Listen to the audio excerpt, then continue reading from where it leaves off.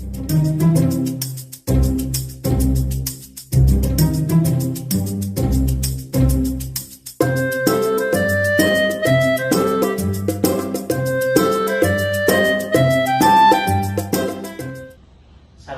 warahmatullahi wabarakatuh. Selamat pagi. Pada hari ini izinkan saya untuk melaksanakan tugas dari modul 3.1, yaitu tentang kasus dilema etika dan tusuk moral. Selamat pagi Bu Wida. Selamat pagi Pak Uki. Oke, sebelumnya saya mohon izin untuk mewawancarai jenengan terkait dengan penyelesaian kasus dilema etika dan tusuk moral. Oke. Bu Widat ini beliaunya adalah kepala sekolah SD Tambak Sari, Kecamatan Kraton, Kabupaten Pasuruan. Begini Bu Widat, selama ini bagaimana Ibu dapat mengidentifikasi kasus-kasus yang merupakan dilema etika dan tusuk moral yang terjadi di SD Tambak Sari? Ini ya Pak Uki ya, sebagai seorang pemimpin di sebuah instansi pendidikan atau di lembaga, itu pasti akan menemukan beragam kasus apapun itu yang akan dihadapi oleh pemimpin. Baik itu kasus yang keduanya benar tetapi saling bertentangan, yang dikenal sebagai dilema etika, ataupun kasus yang salah satunya itu benar dan lainnya salah. Kedua kasus tersebut harus dapat diidentifikasi dengan benar agar tidak ada kesalahan dalam pengambilan keputusan. Jadi cara saya untuk mengidentifikasi masalah tersebut dengan cara memahami masing-masing kasus. Tentu saja untuk memahami kasus tersebut saya harus berkomunikasi dengan pihak-pihak yang terkait atau terlibat. Jadi setelah permasalahan sudah dipahami, maka saya perlu melakukan beberapa hal untuk bisa memetakan apakah kasus tersebut itu merupakan dilema etika ataupun rujukan moral. Untuk itu perlu dilakukan dibuatkan daftar pertanyaan mengenai identifikasi permasalahan tersebut. Syarat sebuah kasus merupakan itu dilema etika jika kedua masalah yang berbenturan tersebut tidak melanggar hukum dan serta norma-norma yang berlaku atau menimbulkan ketidaknyamanan sosial. Jika kasus yang diidentifikasi lolos, maka dipastikan itu adalah dilema etika. Jika tidak, maka itu termasuk rujukan moral. Itu Pak Uki. Berarti harus dipilah-pilah gitu. Iya. Kemudian selama ini bagaimana Ibu menjalankan pengambilan keputusan di sekolah, terutama untuk kasus-kasus yang dimana ada dua kepentingan yang sama-sama benar atau sama-sama mengandung nilai kebajikan, yaitu yang dikenal di sini dengan dilema etika, Bu.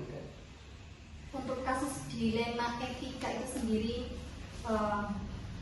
mungkin saya akan mempertimbangkan ya kedua hal yang sama-sama benar tersebut itu membenturkan faktor apa atau pihak mana.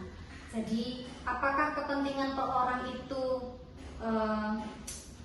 atau banyak orang itu mengandung nilai-nilai kebenaran, ataukah kesetiaan, rasa adil, ataukah belas kasihan. Jadi itu kita bisa mempertimbangkan itu apakah bisa berdampak untuk saat ini atau seterusnya. Oke. Kemudian langkah-langkah atau prosedur seperti apa yang biasa Ibu lakukan selama ini untuk menyelesaikan kasus-kasus dilema etika tersebut?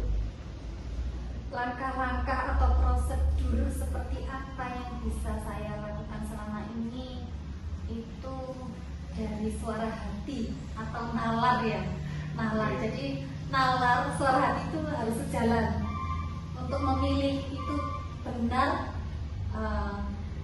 yang paling kecil mudaratnya atau yang besar manfaatnya. Jadi kita harus memilih dulu yang mana yang sesuai dengan hati kita itu benar, banyak benarnya atau banyak salahnya. Dengan mempertimbangkan itu kepentingan untuk peserta didik atau tidak. Jadi berhubungan dengan peserta didik atau tidak. Keputusan itu bisa ditinjau kembali sehingga keyakinan kebenaran itu ada, dan insya Allah dalam bimbingan Allah, maka keputusan itu akan bisa kita ambil dengan cara tanggung jawab. Oke, bagus sekali ternyata pengambilan keputusan kamu. Kemudian hal-hal apa saja yang selama ini Ibu anggap efektif dalam pengambilan keputusan pada kasus-kasus dilema etika? Mungkin dengan cara menyederhanakan pokok permasalahannya dulu Pak Oki ya. Setelah itu membangun kebijaksanaan. Jadi disederhanakan dulu pokok permasalahannya, baru dibangun kebijaksanaan. Mungkin seperti itu Pak Oki ya. Biar enteng Pak Oki ya, nggak berat-berat amat. Kalau kita punya masalah kan kalau dibuat berat ya berat gitu. Jadi kalau enggak disederhanakan dulu dia enggak berat. Kemudian hal-hal apa saja yang selama ini merupakan tantangan untuk mengambil sebuah keputusan pada kasus-kasus dilema etika? Untuk tantangan, hal-hal apa saja yang merupakan tantangan dalam pengambilan keputusan? Mungkin hasil keputusan itu kadang tidak semua orang bisa menerima nih Pak Oki ya. Kadang ada yang pihak tersebut tidak dapat menerima sepenuhnya, ada juga yang sebagian orang itu secara ikhlas menerima dan menjalankan keputusan tapi bundel di belakang.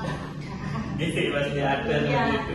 jadi semua itu bisa menjadi sebuah tantangan bagi kita.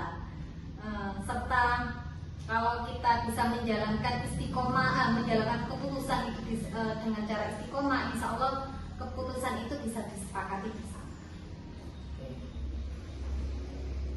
Terus ini Ibu, apakah Ibu memiliki sebuah tata kelola atau jadwal tertentu dalam sebuah penyelesaian kasus dilema etika? Apakah Ibu langsung menyelesaikan di tempat atau memiliki sebuah jadwal untuk menyelesaikannya? Bentuk atau prosedur seperti apa yang kira-kira Ibu jalankan terkait dengan kasus dilema etika tersebut? Saya tidak ada kok, tidak ada jadwal tertentu dalam menyelesaikan sebuah kasus, karena prioritas kasus mana yang harus diselesaikan secepatnya tergantung dari jenis kasusnya. Karena pentingnya kasus tersebut diselesaikan secepatnya agar tercipta lingkungan yang sehat dan kondusif dalam sebuah wadah yang ada di sekolah tersebut. Berarti tidak ada jadwal tertentu ya? Saya kira tidak ada Pak Oki. Jadi yang mana yang harus diselesaikan dulu secepatnya. Jadi kalau misalkan ada masalah yang memang itu sifatnya urgent, ya harus langsung segera kita selesaikan gitu, biar tidak ada permasalahan selanjutnya. Iya. Jadi seperti itu.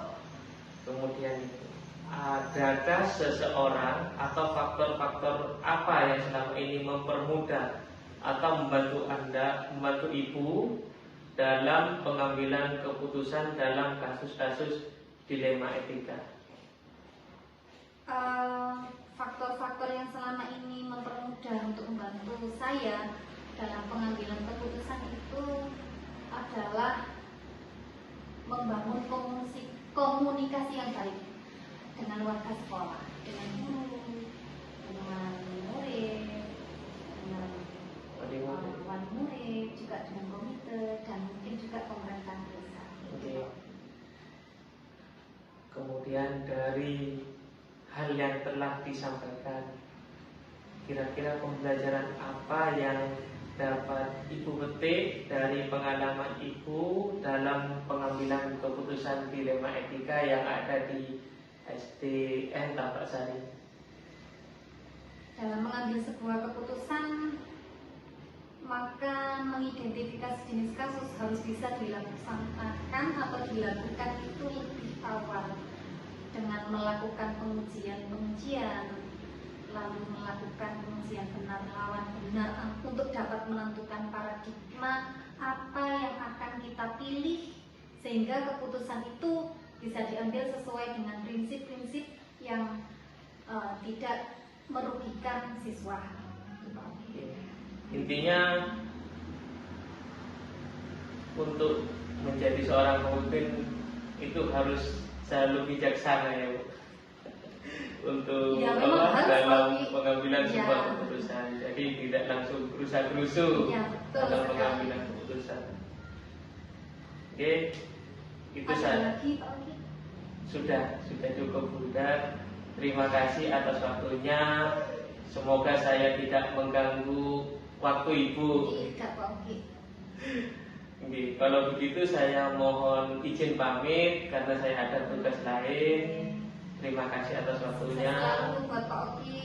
Semoga dilancarkan semuanya tugas-tugasnya. Iya. Semoga amanah sesuai Amin. dengan apa ya, logo ya Pak, logonya guru penggerak ya Pak Oki. Iya. Atau motonya ya. Fotonya Tergerak, bergerak menggerakkan. menggerakkan. Oke, terima kasih. Assalamualaikum warahmatullahi wabarakatuh.